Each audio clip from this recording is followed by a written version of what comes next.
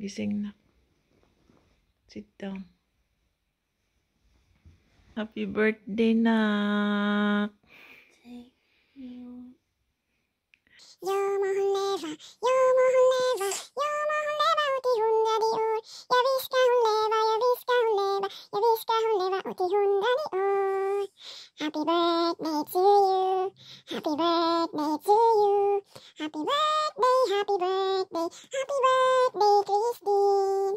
Happy birthday, nak. Mama. I love you too much. I love you very much. Make a wish, nak. Make a wish. Uy! Wow! Ang galing naman mag-ihip. Happy birthday, my baby.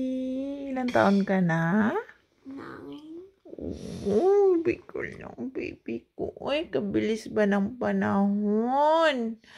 Na-busy si mama. Babawi si mama, nak, ha? Babawi si mama tayo. Nak, ito yung gift ko sa'yo, nak, oh. Ay, sorry. Yeah, you can open your gift. Nak, practical lang si mama na kasi we're gonna go home to Philippines. So, yung gift ko sa'yo is practical lang kasi nagtitipid tayo, okay? I hope you will like it.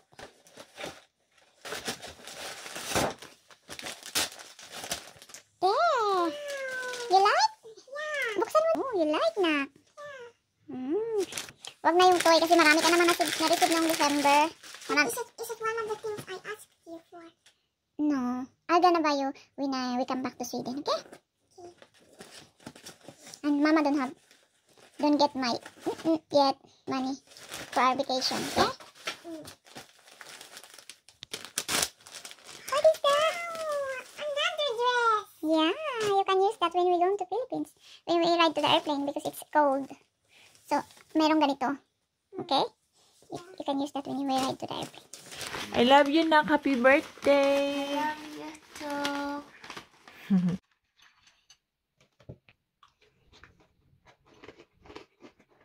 The cake. Really good.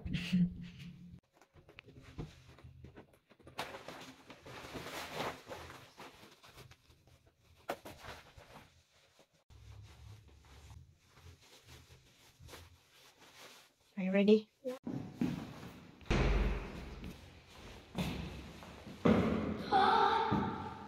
There's snow outside. Snow.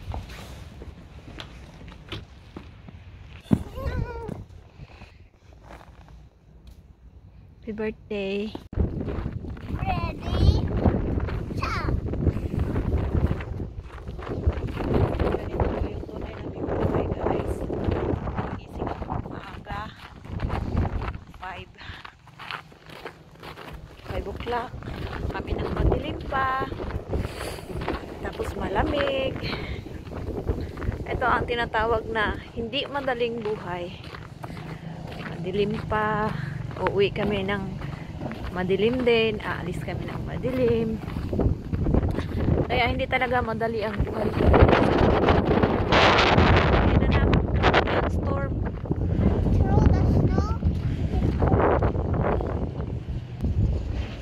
Ano na, nak? Late na si mama. The bus is coming.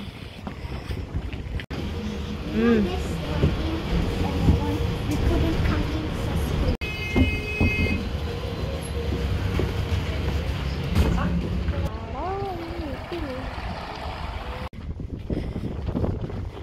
Ay, hey donak. Bye-bye.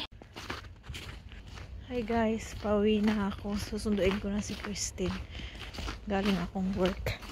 Ayan, hapon na. Hindi pa masyadong madilim kasi maaga akong umuwi ngayon dahil birthday ni Christine.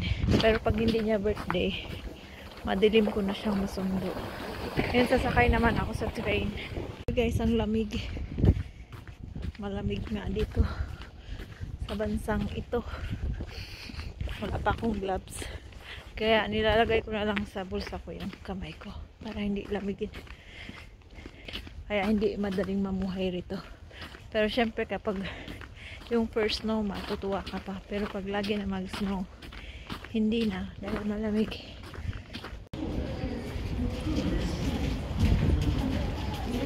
So guys, andito na ako sa train station. Mag-aantay na ako ng train. Kita mo, ang daming snow sa mga bubong-bubong. Tingnan ko kung anong oras yung train ko. Nandun pala sa kabila yung train ko. Pupunta ako dun. Lakad. Susunduin ko pa si Christine sa school niya.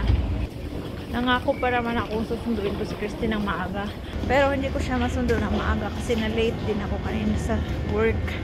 Kaya babawi na lang ako sa kanya. Bibilhin ko kung ano yung gusto niya. I'm sure magpapabili yun dahil yung pangako ko is napapako. Bibilhin ko kung ano yung pagkain na gusto niyang ipabili. Guys, parating na yung train. Ayan. Oh. Sa Copenhagen tong train na to. Salon pala ako nag-work. Ngayon, babiyahe akong pamalong. Daming tao.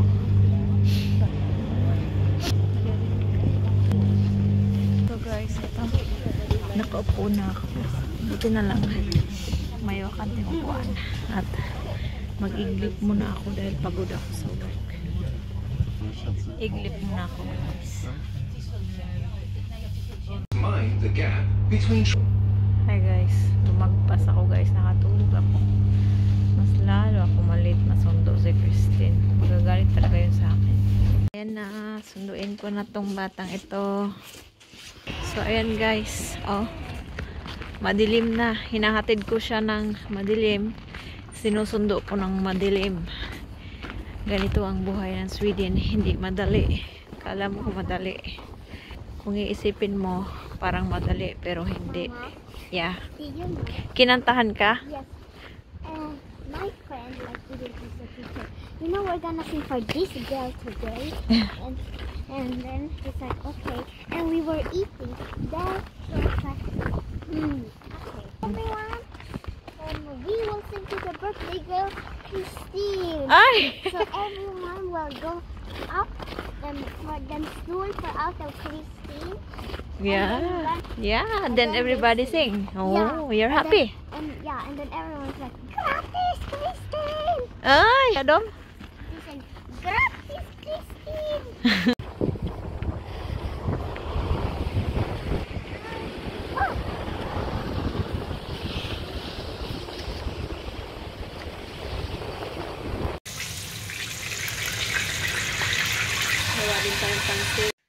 So, ayan guys. Ayan. Ito lang yung niluto ko para kay Christine. Nagpansit ako, nag-fried chicken, tsaka spring rolls. So, kaming dalawa lang naman. So, enough lang yan sa amin. Cake after. Tapos mag-cake kami. Kaming dalawa lang. Kakain sana kami sa restaurant kaso lang tipid-tipid. Kaya nagluto na lang ako. O, yan.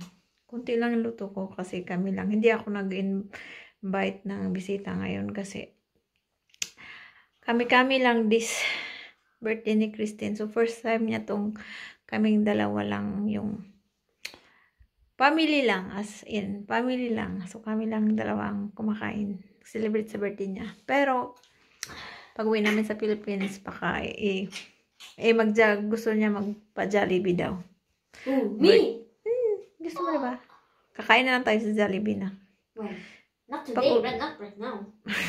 Pag uwi natin sa Pilipinas pa. Okay. So, ayan. Kakain na kami. Kain na kami, guys. Oh, say bye, guys. Bye, guys! So, ito yung totoo naming buhay. Pagdating ko, magluto. Yan. Magising ng maaga. Uuwi ng madilim na. So, sacrifice talaga. Hindi din madali ang buhay sa abroad. Say bye-bye, guys. Bye, guys. So, yun na lang muna yung i-share namin for today. Bye! Why do you say bye-bye, guys? Bye na. Bye! Bye, guys. Kain na kami.